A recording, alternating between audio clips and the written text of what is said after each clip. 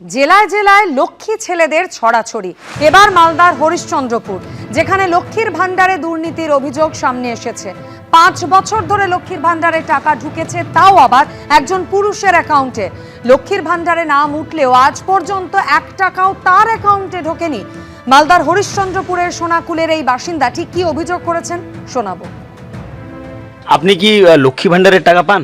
না, টাকা পাইনি। জমা করেছি কাগজপত্র, ওটা টাকা পাইনি। কবে জমা করেছিলেন?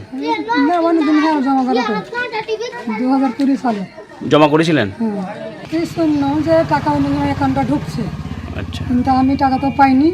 পাননি না? না, যাবো আপনারা দেন তো নিব, পাবো, আর না দেন তো না নিব, না পাবো। এরকম না, দেখতে পাই না, আমি তো টাকা পাই না, ভিডিওকে দেখতে পাই না। আমার টাকা আমাকে দেখ, কখন ফেরত দেখ, আমার কাছ থেকে নিয়ে আমাকে টাকা দেখ। মালদার হরিশ্চন্দ্রপুরের এই মহিলা তিনি অভিযোগ করছেন যে তার নাম লক্ষ্মীর ভান্ডারে উঠলেও, সেই তালিকায় তার নাম উঠলেও ৫ বছর ধরে ১টা টাকাও তার অ্যাকাউন্টে ঢোকেনি, বরং তার প্রতিবেশী গোলাম মোর্তাজার অ্যাকাউন্টে ঢুকেছে তার নামে বরাদ্দ টাকা। এই গোলাম মোর্তাজা কি জানিয়েছেন শোনাবো। এই টাকা যে ঢুকছে এটা আমি জানতাম না, আপনাদের মারফতে জানতে পেরেছি, যার ফলে আমি ব্যাংকে গিয়ে চেক করার পর দেখলাম যে না ঢুকেছে। কিন্তু এই ঢোকা বা এই যে টাকা আসার পেছনে এটার কোনো আমার সম্পর্ক নেই।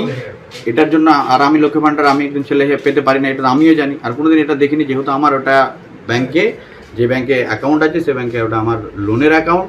যেহেতু আমার কাছে কোনো নোটিফিকেশান আসে না, প্রতি মাসে মাসে যেরকম কিস্তি হয় সেরকম আমি দিতে থাকি। ব্যাংকে যাওয়ার পরে আমি দেখতে পাই যে না সত্যি সত্যি এটা হয়েছে, কিন্তু এই টাকা আমার কোনো রকমের দরকার নেই। যদি প্রশাসনের যেহেতু টাকা বা সরকার দিয়েছে ওর টাকা আমি দিয়ে দেবো। জেলায় জেলায় লক্ষ্মী ছেলেদের ছড়াছড়ি তালিকা আপনাদের দেখিয়েছিলাম, সেই তালিকায় নবতম সংযোজন মালদার হরিশ্চন্দ্রপুর, যেখানে লক্ষ্মীর ভান্ডারে দুর্নীতির অভিযোগ। ৫ বছর ধরে লক্ষ্মীর ভান্ডারে টাকা ঢুকেছে একজন পুরুষের অ্যাকাউন্টে। গোলাম মোর্তাজা প্রতিবেশী, তার নামে বরাদ্দ টাকা ঢুকেছে এই গোলাম মোর্তাজার অ্যাকাউন্টে। শোনালাম আপনাদের তার বক্তব্য। বিষয়টি নজরে এসেছে, কি করে ঘটলো খতিয়ে দেখা হচ্ছে।